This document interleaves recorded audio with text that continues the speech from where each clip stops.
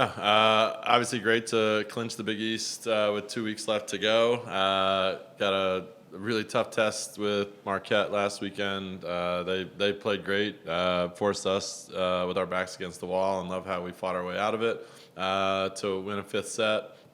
Met this week as a team to really talk about what our goals are, where we want to be, where we see ourselves, some of the strengths, what our exposures are, all those kinds of things. And so really want to use that to fuel us into this weekend.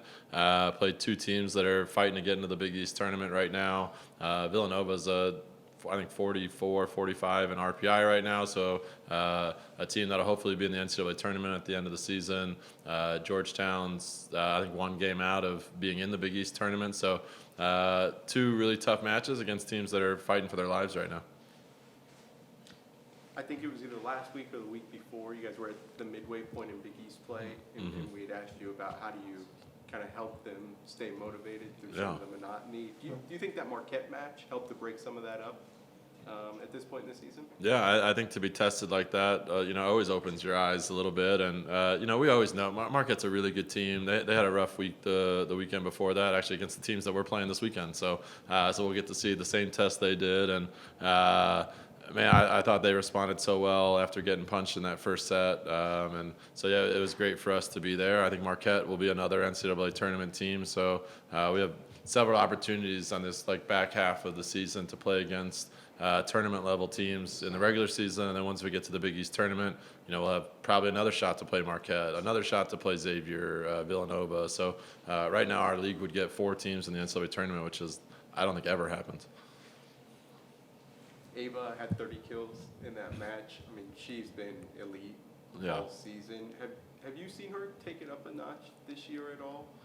Just that now she's the primary hitter and whatnot. For sure. I mean, she's been elite her whole career. I think with Nora not being here, she takes on just a bigger role and a leader role. When she was little freshman, she had outsides to look up to, and now Abby as a freshman looks up to Ava a lot. Someone that Anna knows that she can go to in big situations, and we like that at the end of the Marquette match, Anna knew when in doubt.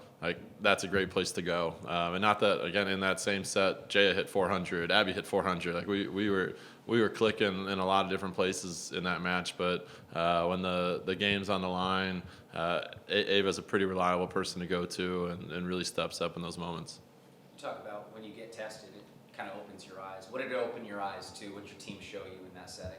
Yeah, that we're not there yet. But what we've continued to show throughout Big East play and in a lot of matches in the preseason is we play really well in some of those situations. We've done well in fifth sets, with the exception of Nebraska maybe, but even in that one, we watched back that fifth set and the fifth set against Marquette as a team on Monday to kind of see where we were then, where we are now, and you look back to that set and it was 9-10 in the fifth set against Nebraska, and just really love where we are as a team. Gave us an opportunity to kind of point out, okay, so here are some places that teams can exploit us. Here are the places that we need to get better in the gym. I think blocking is one of those areas that we really want to stress as a team to be more consistent with. It was probably our biggest strength in the preseason, and as our offense has gotten better, I feel like our blocking hasn't, and so we've spent a lot of time on that in our gym.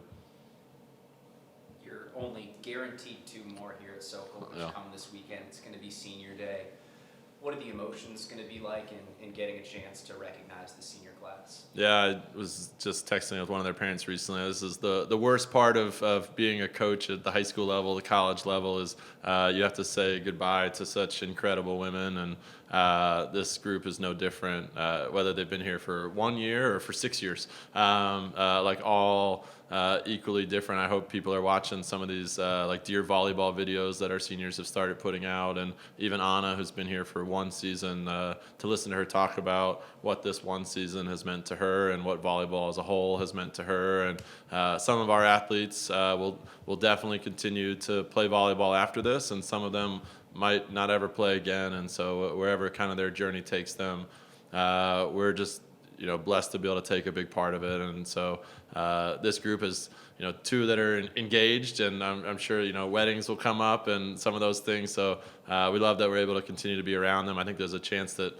3 of the 4 at least stay in Omaha. I don't know if we keep Miss Switzerland here in Omaha, but we just love that so many of our alums, even the ones that are not from here, stay here. I mean, you see it at our matches all the time. Like Norris is at all our games. Kendra's here. Abby Milner's here. We have so many of our alums that continue to come back, and it's such a special part of our program.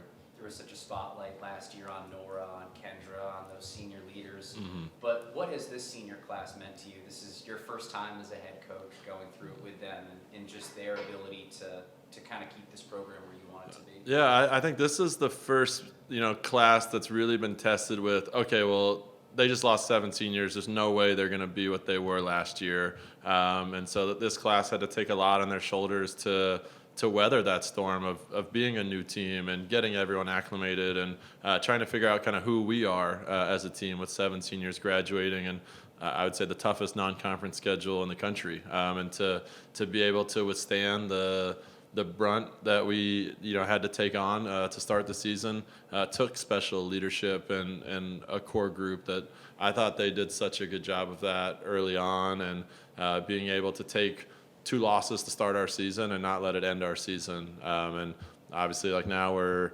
a top 10 RPI type team because of the schedule that we played and because of the success that we've had. So I like that they took on their shoulders that this isn't going to be a letdown. I said in lots of my press conferences early on in the season or when I took the job that our goals don't change, even with a new head coach and 7 seniors leaving. And so this group took that on them and have done such a great job continuing that.